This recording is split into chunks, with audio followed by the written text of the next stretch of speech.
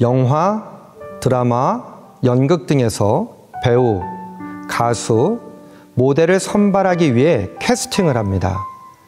캐스팅 과정은 대부분 지원자들을 오디션으로 선발합니다.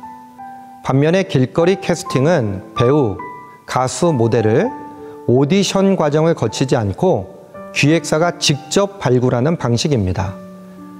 주로 사람들이 많이 오가는 길거리에서 캐스팅을 한다고 해 길거리 캐스팅이라고 불려졌습니다. 우연치 않게 길을 걷다가 갑작스러운 캐스팅에 인생이 바뀔 수 있다니 운명과도 같은 일입니다. 예수님은 산상수훈의 말씀으로 많은 사람에게 은혜를 베푸셨습니다. 특별히 예수님은 중풍병자를 고치신 후 칭송을 받으셨습니다. 사람들은 놀라워했고 감탄했습니다. 내심 제자들은 병고침의 자리에 더 머물러 대접을 받고 싶었습니다.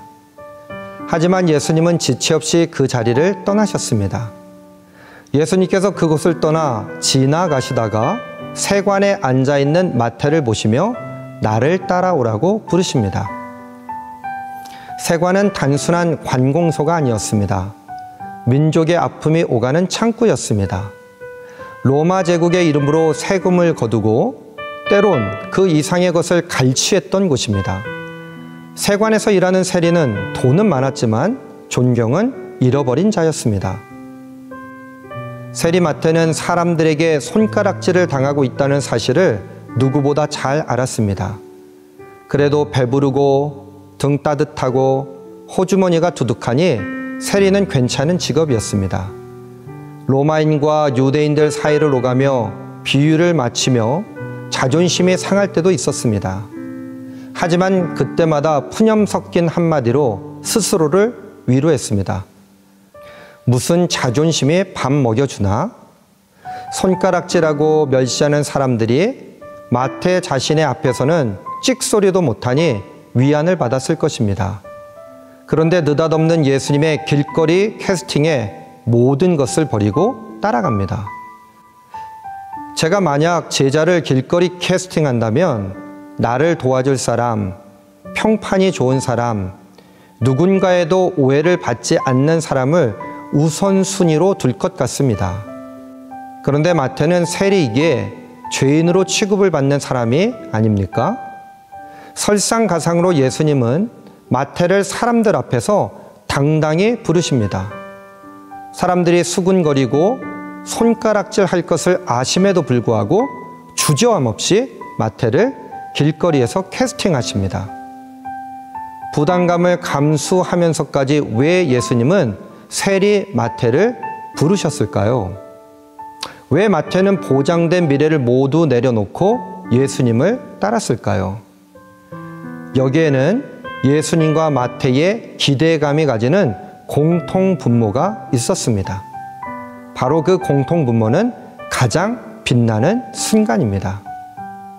마태는 하나님의 선물이라는 뜻입니다. 그러나 마태는 이 세상에 태어나 단 한 번도 하나님의 선물처럼 살지 못했습니다. 항상 죄의식 가운데 나는 저주덩어리야. 죄인 중에 괴수야. 내가 무슨 하나님의 선물 마태야. 매일매일을 돈과 권력에 위로받으며 목적 없이 살아갔습니다. 그런데 예수님의 부르심을 듣자마자 설명할 수 없는 가장 빛나는 순간을 경험합니다. 예수님은 수많은 병자들을 고치시고 귀신들을 쫓아내시고 기적들을 베풀어 주셨습니다. 사람들의 박수 소리와 함성 속에서도 예수님의 가장 빛나는 순간은 한 영혼을 구원하실 때였습니다. 길거리 캐스팅은 예수님과 구원받은 자들에게 가장 빛나는 순간이었던 것입니다.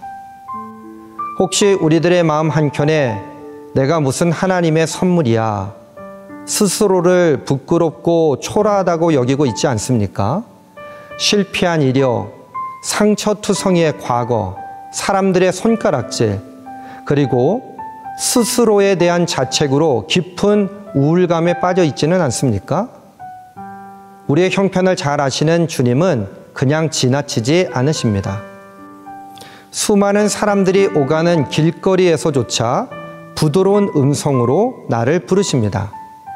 다정히 바라보시며 분명하게 말씀하십니다. 나를 따르라, 나와 함께 하자. 과거를 묻지 않으시는 예수님의 길거리 캐스팅에 응답하기를 소망합니다.